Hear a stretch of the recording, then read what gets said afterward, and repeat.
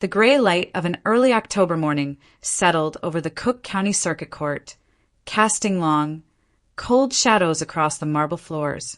Inside one of the family courtrooms, silence hovered like a heavy curtain as Martha Bennett sat quietly at the plaintiff's table. Her hands rested in her lap, still composed, almost too calm for a woman about to finalize the end of a 14-year marriage. The door opened, and Alan Bennett strode in with the confidence of a man who believed he had already won. His charcoal suit looked freshly tailored, his watch glittered under the overhead lights, and his smirk held the kind of triumph that didn't need to be spoken aloud. He gave Martha a brief, almost pitying glance before taking his seat beside his attorney. The hearing began with procedural formalities, the clerk's voice echoing off the courtroom walls. Then Alan's attorney stood, straightening his tie as if preparing for a performance. "Your Honor," he began, "my client seeks primary rights to the marital residence, the lakeside cabin in Wisconsin, the BMW X5, and all joint savings and investment accounts. Mr. Bennett has shouldered the financial burden of this marriage for years. It is only equitable that these assets remain with him." Alan leaned back, arms crossed, nodding as though the judge should simply sign off on everything. Across the aisle, Martha slowly rose to her feet. There was no tremor in her voice, no visible hesitation. "I waive all claims," she said. Judge Karen Whitmore looked up sharply. "Mrs. Bennett, you understand what that means. You are relinquishing your legal right to every marital asset listed before the court." "I understand," Martha replied. Alan couldn't contain himself. He let out a muffled laugh, unable to hide his disbelief. Under the table, his phone buzzed. He slipped it open and typed quickly, the corners of his mouth lifting. She gave up everything. He hit send. The message flew to Alexis Carter within seconds. Judge Whitmore narrowed her eyes. "Mrs. Bennett, the court requires confirmation you are not acting under pressure or coercion." "I'm not," Martha said calmly. "This is my decision." The judge studied her for a long moment before signaling the clerk to hand over the stack of documents. One by one, Martha signed, deliberate, unhurried, with a clarity that unsettled even the clerk passing the pages across the table. When the final signature was placed, the decree was entered. All marital property, the suburban home, the lakeside cabin, the BMW, and every joint account, was officially transferred to Alan Bennett. Alan exhaled triumphantly, already imagining the evening he would spend celebrating. Martha simply gathered her handbag, thanked the court staff, and walked toward the exit. Her footsteps were soft, but her expression was unreadable, steady, almost serene. Outside, in the cool air of the courthouse steps, she pulled out her phone and typed a single message. "Everything's ready. See you tomorrow at 10. She sent it, slipped the phone back into her pocket, and disappeared into the crowds of downtown Chicago. The cafe across from the courthouse was quiet at mid-morning, its large windows fogged slightly from the warmth inside. Martha stepped in, still carrying the lingering chill of the October air on her coat. The aroma of roasted coffee grounded her, even as the events of the courtroom echoed faintly in her mind. Near the back, a man in his early 60s stood as soon as he saw her. His gray suit was conservative, impeccably pressed, and his expression carried a gravity she recognized from her years watching attorneys navigate tense conversations. "Martha," he greeted softly. "I'm Leonard Bishop. Thank you for meeting on such short notice." She shook his hand and took a seat, her posture composed but alert. She had expected this meeting, just not today, not so soon. Leonard placed a leather folder on the table before speaking again. "I'm afraid I have difficult news. Your father passed away last week." His words landed with a muted weight. Martha blinked once, her breath catching for a moment before settling again. Her father's absence from her life had been years long, but this finality still felt sharp. Leonard continued gently. He named you as his sole heir. He opened the folder, sliding several documents toward her. You now own Bennett Premier Auto Group, 7 dealerships across the Chicago region, valued between $22 and $28 million. Martha stared at the papers, tracing the embossed letterhead with her eyes.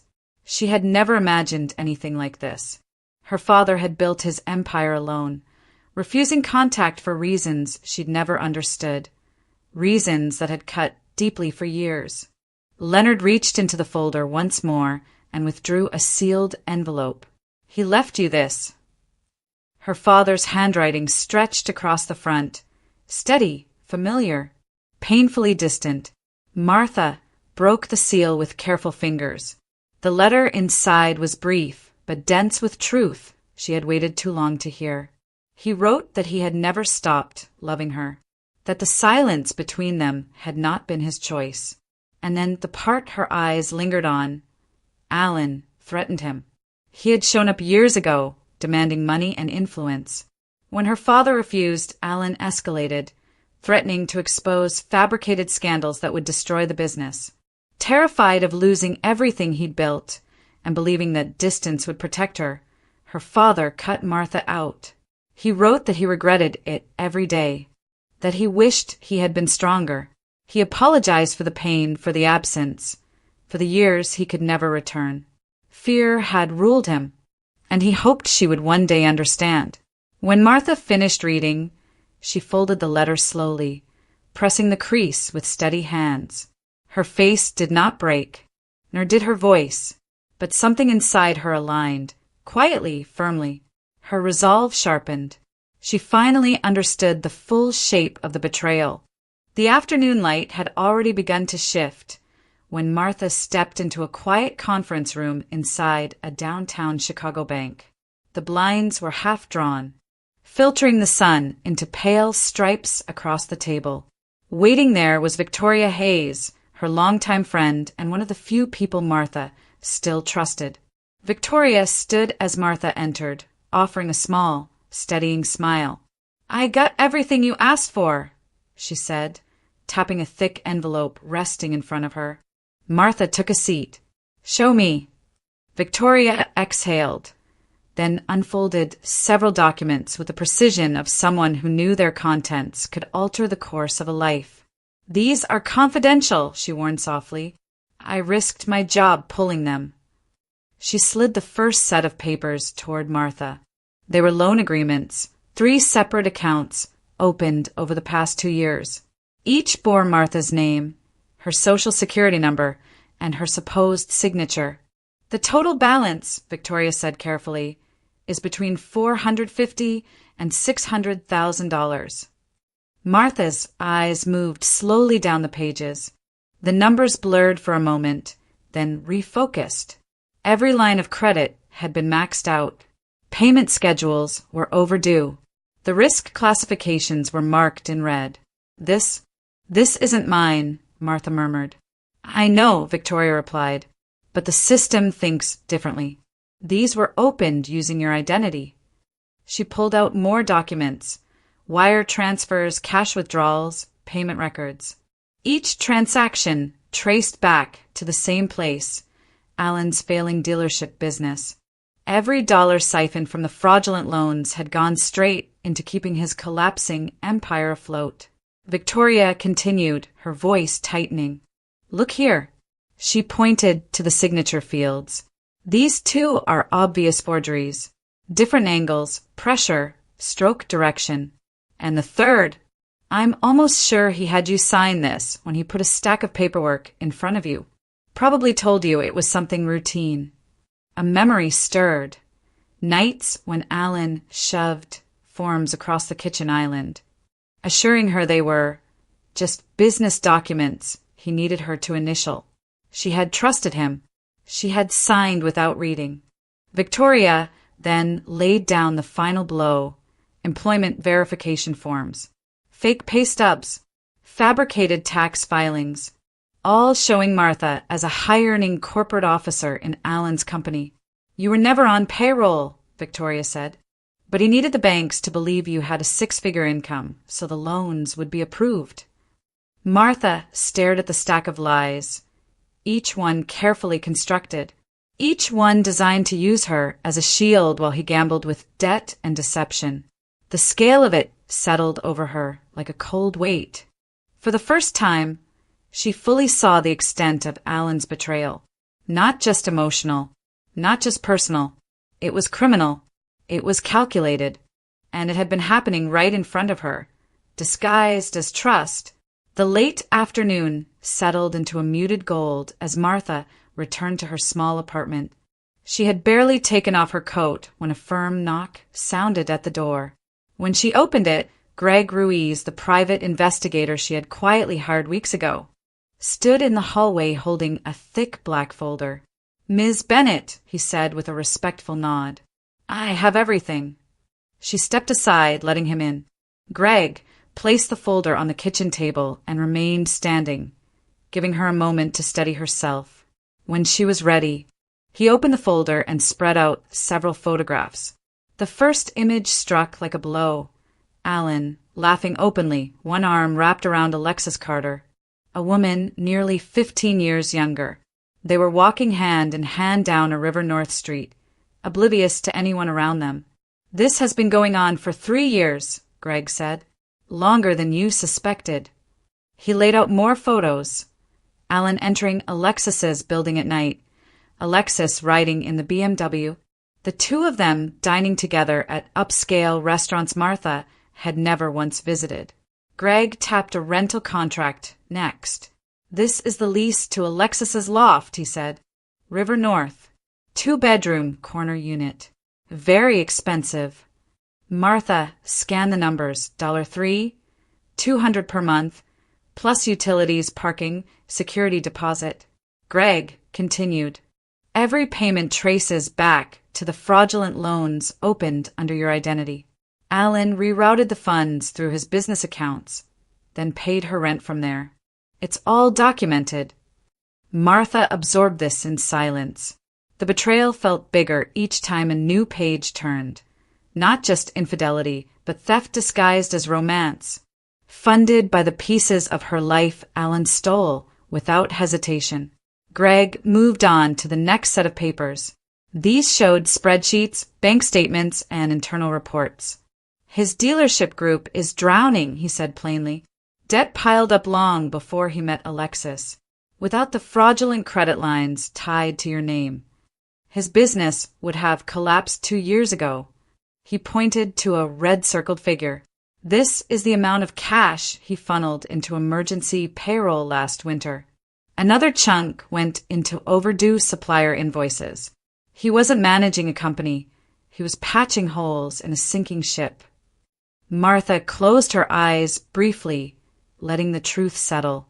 Every loan he forged, every false signature he pressed into documents, it wasn't just selfishness.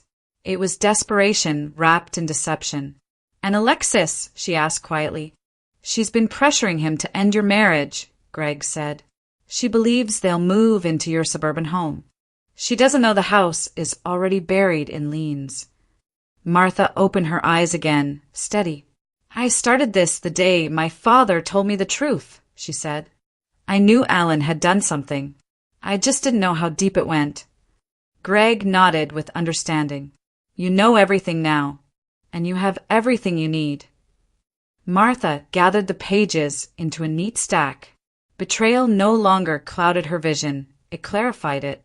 The full picture had finally come into view, and she was ready for what came next. Gibson's steakhouse glowed with warm amber light that spilled across polished wood tables and crisp white linens. The dinner rush hummed around them. Laughter, clinking glasses, murmured conversations. But at a secluded booth near the back, Alan Bennett held court like a man who believed the world finally belonged to him. Across from him, Alexis Carter twirled a strand of hair around her finger, her smile bright and unrestrained. She raised her glass of Cristal champagne, the bubbles catching reflections from the chandelier overhead. "To us," she said. her eyes gleaming with triumph. Alan leaned back, savoring the moment. The expensive champagne, the rich scent of prime steak searing nearby, the soft music drifting above diners, it all fed into the feeling that he had truly won. He clinked his glass against hers. "To a fresh start," he replied. "No more obstacles." They ordered lavishly: fillets, crab cakes, truffle mashed potatoes, oysters, and 2 more bottles of champagne. Alan insisted on the finest of everything. After all, why shouldn't he? He had just walked out of the courthouse with every property, every account, every asset transferred neatly under his name. She really just gave it all up? Alexis asked between sips, disbelief laced with excitement. Alan smirked. Didn't even blink. Signed everything. Martha is predictable like that. Too soft, too cautious. She never understood business the way I do. Alexis leaned closer across the table. Good, because once the house is ours, I want to redo everything. New flooring, new kitchen, maybe even tear down that awful wall in the living room. Alan chuckled. Whatever you want. It's our house now. And the cabin, she pressed. Sell it, right? We could use that money for something better. Of course, Alan said. It's outdated anyway. She grinned. I've been thinking maybe we could buy a place in Miami. Somewhere right on the water. Imagine waking up to the ocean every day. Alan pictured it. Sunlight, beaches, luxury. A future far removed from the grayness of Chicago's fall.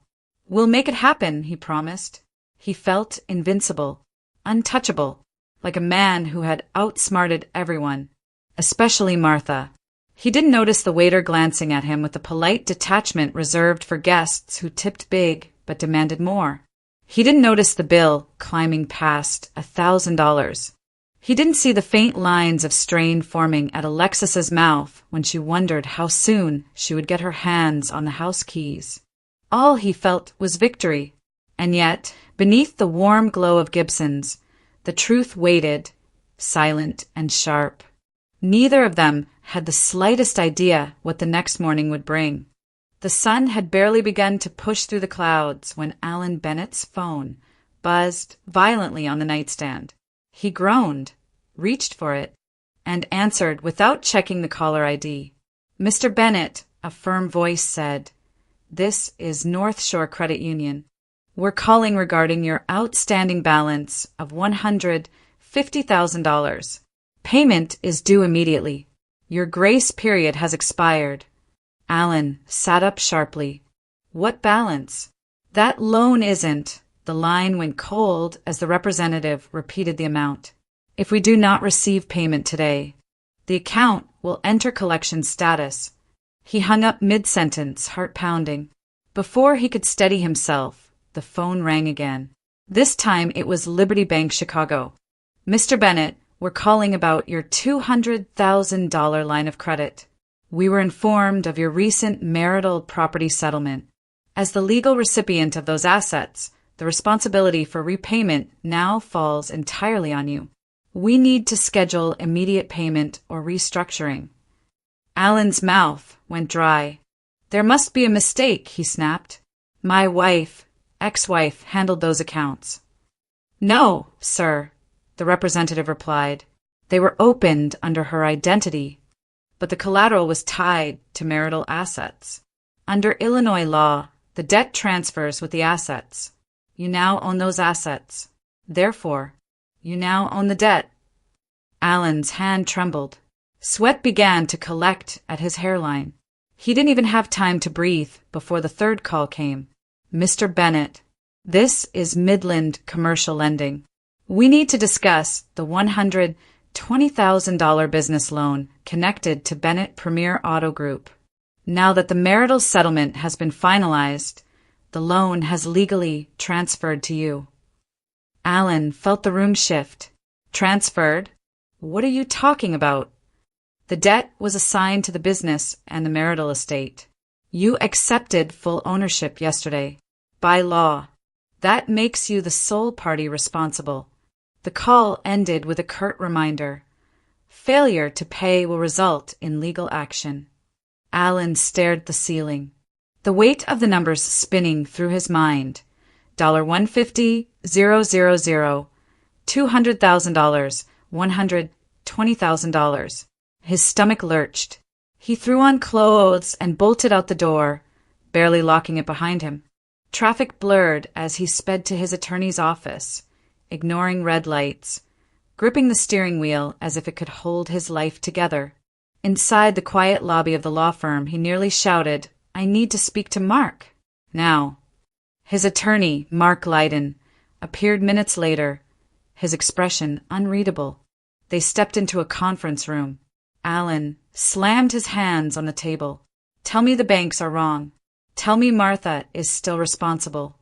Mark adjusted his glasses slowly. "Alan, they're not wrong." "No," Alan whispered. "You accepted every marital asset," Mark continued. "By doing so, you also accepted every liability legally attached to those assets. That includes the loans Alan opened under Martha's identity. Illinois law is very clear." Alan staggered back a step. "The total," Mark added, "far exceeds your available cash flow. Your business can't absorb this." The truth hit him harder than any betrayal he had ever imagined. His empire wasn't just cracking, it was collapsing. Martha's modest apartment sat on the second floor of an aging brick building in a quiet neighborhood just west of downtown. The hallway smelled faintly of old carpet and detergent, a stark contrast to the polished marble and designer furniture Alan Bennett had surrounded himself with for years. Inside, sunlight filtered gently through thin curtains, illuminating a space that was small but uncluttered, peaceful in a way Martha hadn't felt in a long time. The peace didn't last. The front door burst open so hard it rattled against the wall. Alan stormed inside, his face flushed, breath ragged, panic simmering beneath his anger. "What the hell did you do?" he shouted, slamming the door behind him. "The banks are calling nonstop. They're saying I owe everything. All of it." Martha looked up from the kitchen table, where she had been reviewing documents from Leonard Bishop. She didn't flinch. She didn't even rise at first. Instead, she closed the folder gently, as if he were nothing more than an interruption. When she finally stood, her voice was steady. "I never opened those accounts, Alan." "You did." Alan blinked, thrown off by her calmness. "Don't play games with me. These loans, these balances, they're under your name." "Yes," she said, "because you forged my signatures. Or you slipped documents into piles you asked me to sign after dinner. You know exactly how those accounts were opened." He opened his mouth, but no sound came out. His fury faltered for the first time, replaced by something sharp and frightened. "And I told you," Martha continued, "for years. Read what you sign. You never listened." Alan stepped closer, his voice cracking. "You set me up." Martha shook her head. "No, you set yourself up. You accepted every marital asset in the divorce. Every house, every car, every account, all taken proudly under your own name. And with them," she paused, "came every liability you created." The realization hit him visibly. His shoulders slumped. His eyes widened with the dawning understanding that the mess swallowing him whole had been built by his own hands, brick by reckless brick. This can't be happening," he whispered. "It is," Martha replied, "and it's legal. Every step of it." For a moment, Alan looked small, lost even. A man who had believed himself untouchable, now standing among the ruins of his own arrogance.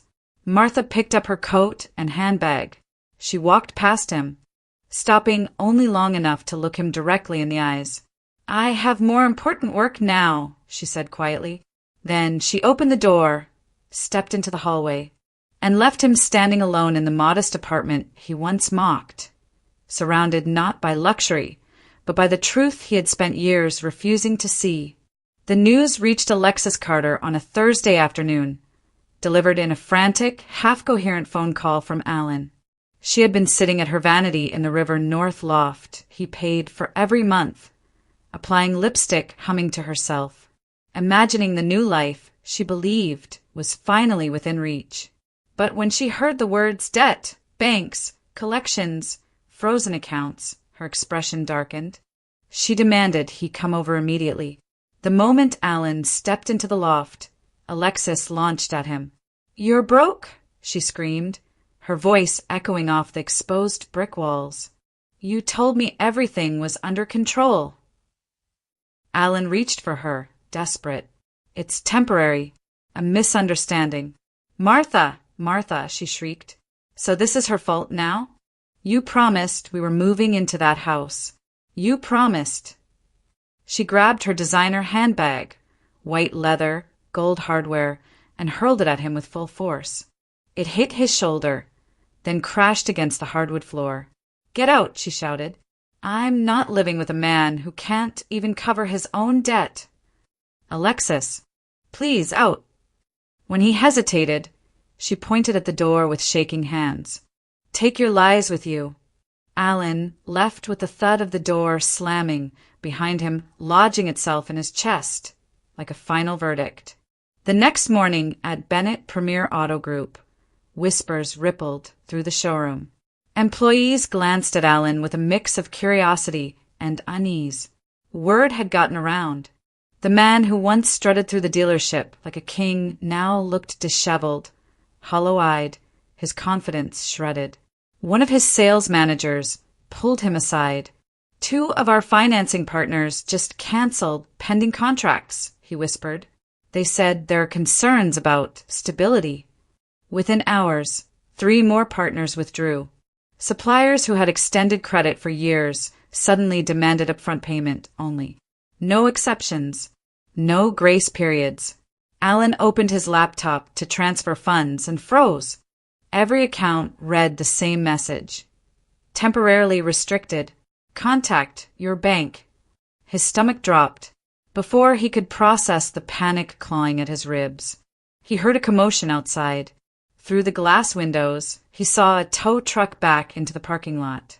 His BMW, the one he prided himself on, the one he believed symbolized success, was lifted in the air as employees gathered to watch. Someone muttered, "Wow, that's rough." Another whispered, "I knew something was off." Alan stood there, motionless, heat burning behind his eyes as the car was carried away like an indictment. By the end of the week, the blows came faster than he could absorb them.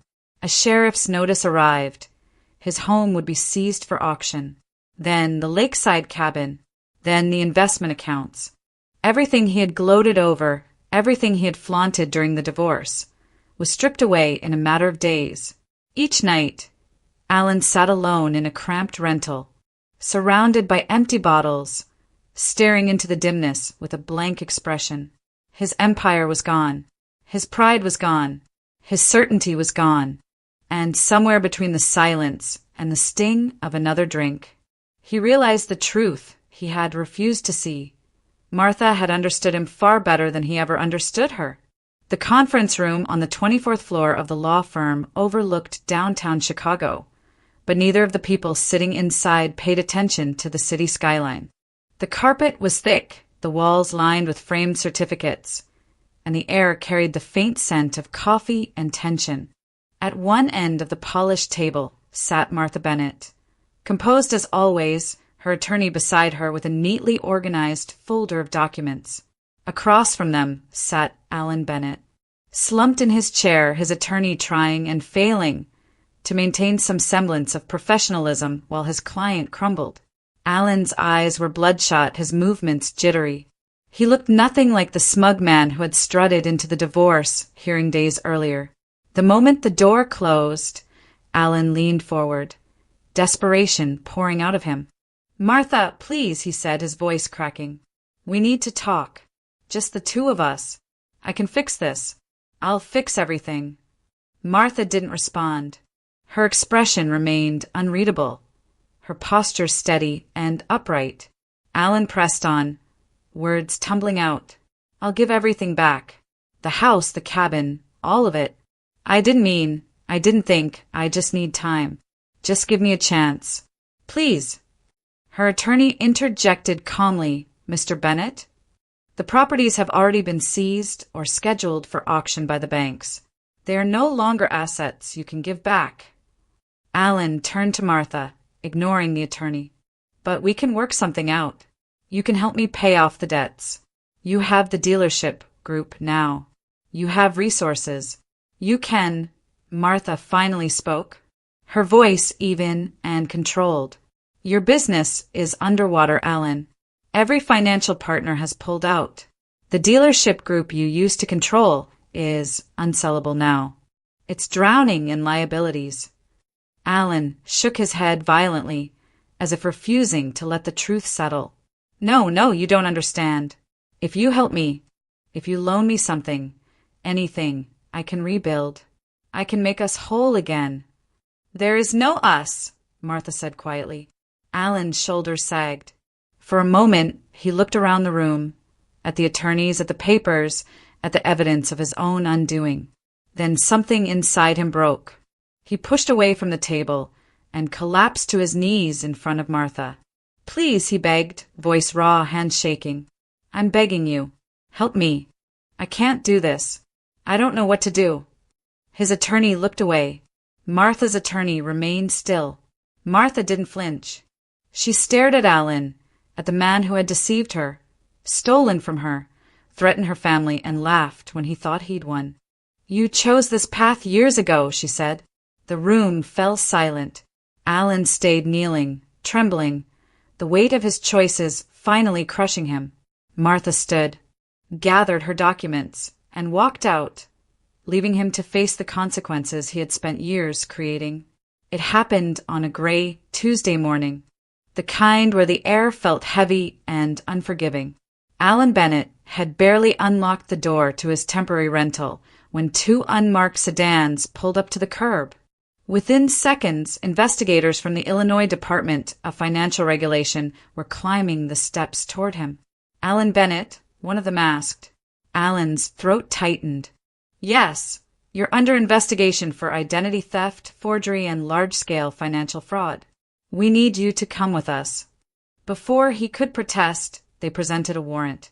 The edges of the paper blurred as his knees weakened. Neighbors peeked through blinds. A delivery driver paused mid-step. The humiliation was instant, sharp, and suffocating. Inside the precinct, the charges were laid out with cold precision. He had used Martha's identity to open multiple credit lines. He had falsified employment records. He had diverted funds to keep his failing business alive. And he had done it knowingly, systematically. When Alan tried to deny it, the investigators produced the evidence. Forensic handwriting experts had compared the signatures on the loan documents with authenticated samples of Martha's writing. The conclusion was clear. The signatures were forged, with stroke inconsistencies and pressure variations impossible to dispute.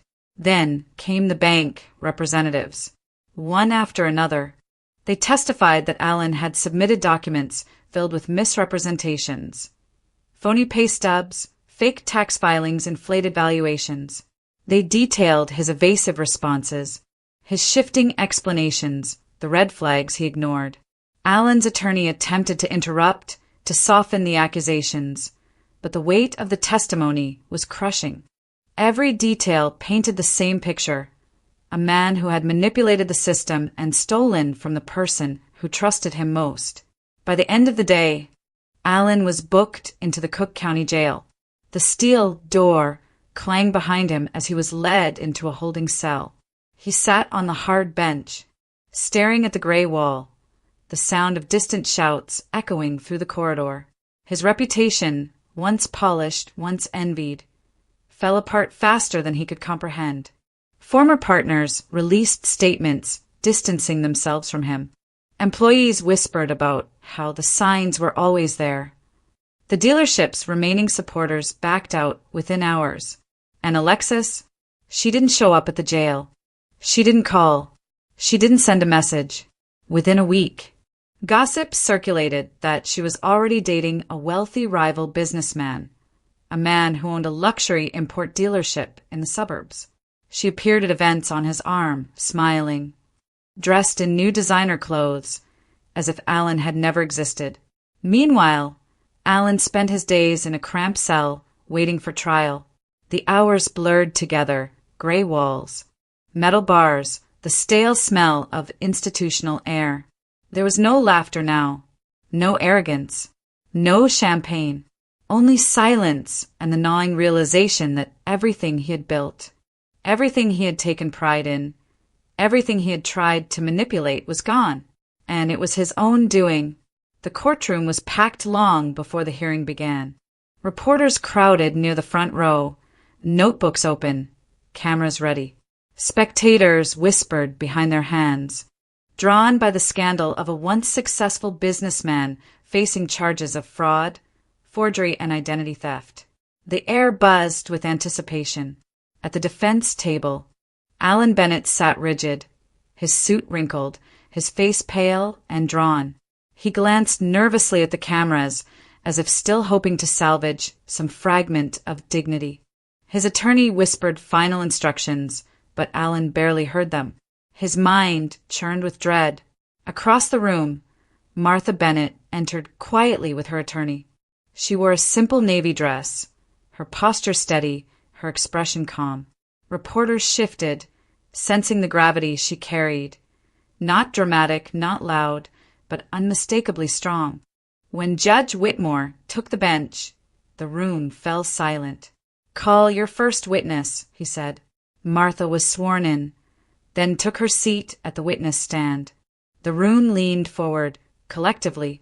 Her attorney began gently, "Mrs. Bennett, can you tell the court where you were on January 12th of last year?"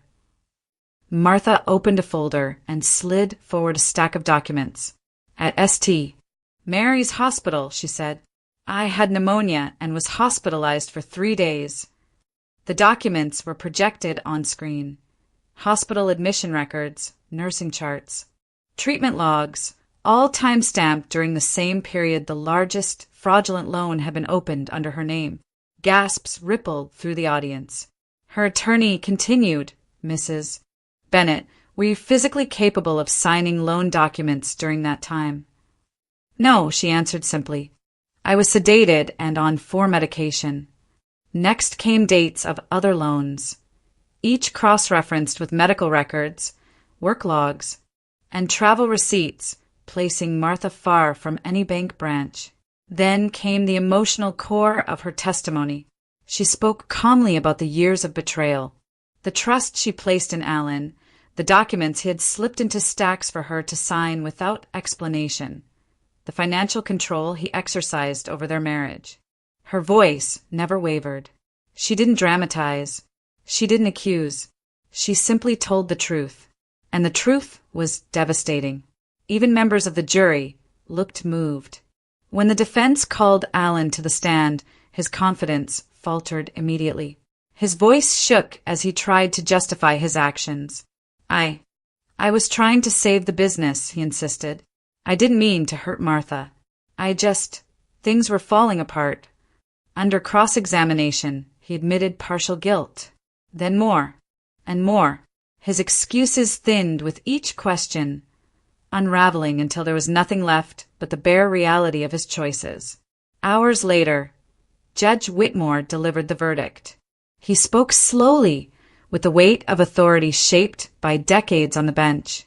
"Alan Bennett, you are hereby sentenced to 2 years of probation, mandatory financial oversight, and full restitution totaling approximately $550,000. Alan sagged in his seat, tears brimming. Then something rare happened. Judge Whitmore turned fully toward Martha. "Mrs. Bennett," he said, his tone unexpectedly warm, "your composure, clarity, and integrity throughout these proceedings have been extraordinary. This court recognizes the strength required to endure what you have endured. Let the record reflect that your testimony was essential in bringing the truth to light." The courtroom fell completely silent. Then, slowly, respectfully, people began to nod, an unspoken acknowledgement of justice finally served. Martha lowered her eyes for a moment, not in weakness, but in quiet acceptance. The truth had spoken, and she had been vindicated.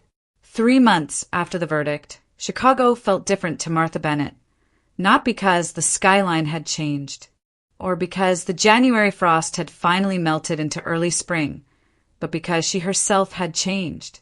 The woman who once walked through life quietly, cautiously, had stepped into something larger, something truer, and she wasn't looking back. Bennett Premier Auto Group buzzed with a new kind of energy the moment Martha stepped into the executive office her father had once occupied. Employees straightened when she walked past, not out of fear but out of respect. Her leadership was unlike anything they had seen. Calm, strategic, empathetic, and razor-sharp all at once. Under her guidance, the company shifted focus. She streamlined operations, renegotiated supplier contracts, and replaced outdated systems with efficient digital platforms. For the first time in years, revenues surged. Customer satisfaction climbed. Long-time employees said they finally felt hopeful again. A senior manager captured the mood best during a staff meeting. "Your father built this place," he said, "but you're the one giving it a future." Martha didn't cry, though she felt the emotion swell inside her chest. Victoria Hayes, sharp, brilliant, loyal, became not just her advisor, but one of her closest confidants. Together, they shaped a vision that went far beyond business. They founded the Elena Bennett Foundation, named after Martha's mother. Its mission was simple and urgent: help women facing financial abuse, coercion, and manipulation. Women who, like Martha once had, signed documents they didn't understand, trusted partners who betrayed them, or lost control of their own resources. The foundation provided legal counsel, emergency funds, financial literacy training, and, most importantly, a safe community. At the launch event, donors and advocates filled the ballroom at the Drake Hotel. Applause thundered when Martha took the stage. But afterward, in the quieter corner of the reception hall, she heard a familiar voice. "Martha Bennett? I can't believe it. It's been, 30 years?" She turned and saw Dr. Austin Reynolds, an old college classmate, now a distinguished cardiologist at Northwestern Memorial Hospital. His smile was warm, his presence steady. He had aged gracefully, his hair touched with silver, his posture confident without arrogance. They talked for nearly an hour about life, about losses, about second chances. He listened with a gentleness that felt foreign compared to the harshness she had endured for years. Austin asked, "Would you like to grab dinner sometime?" There was no pressure in his tone, no urgency, just sincerity. And Martha, for the first time in a long while, felt something open inside her. "Yes," she said, smiling. "I'd like that." Their first dinners were slow and easy, their conversations thoughtful.